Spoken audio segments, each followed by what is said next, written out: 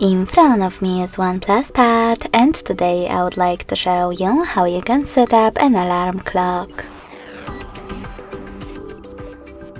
You need to begin by opening Clock app and tapping on Allow in the pop-up.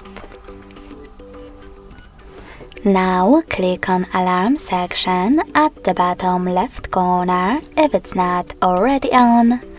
And before adding your alarm, click on those three dots at the top right one. Then tap on Settings. In those settings, you can adjust all of those options under Alarms however you want to, like ring duration. When you finish, go back. Now, to add your alarm, select this plus at the bottom. And finally, set up an hour.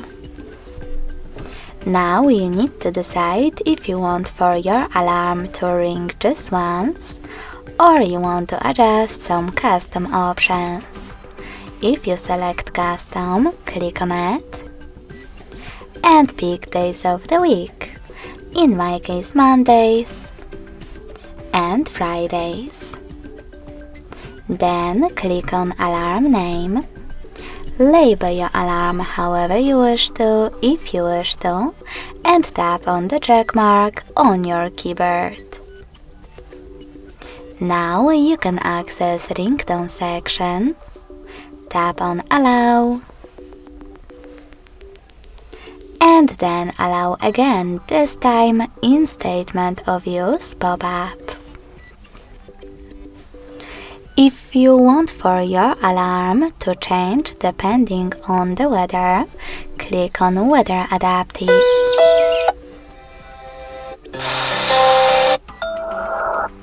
If you wish to set up one of your songs from your tablet, tap on this device under Custom. Click on the song that you wish to add and go back. You can also just tap on one of those system ringtones to set up the best one for you. I will go with Beep. Last but not least, tap on Snooze section and decide how many minutes it will take and how many times it will repeat.